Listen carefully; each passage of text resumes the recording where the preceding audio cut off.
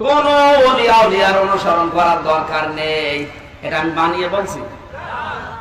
সূরা আরাফের ভেতরে আছে 9 নাম্বার পারা 10 নাম্বার পৃষ্ঠা, 8 নাম্বার পারার 10 নাম্বার পৃষ্ঠার প্রথম লাইন থেকেই পাবেন।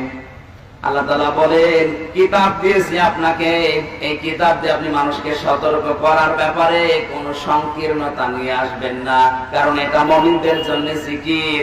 সবাই মিলে অনুসরণ করো যেটা তোমাদের রবের পক্ষ থেকে নাযিল হয়েছে।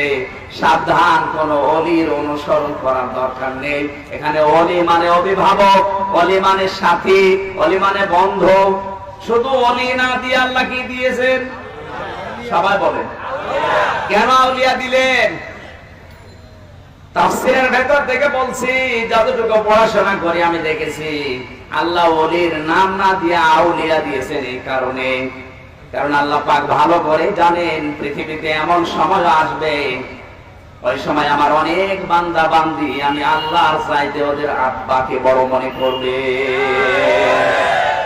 জীবিত ওলি দেখেননি জীবনে, মরা ওলি দেখেছে।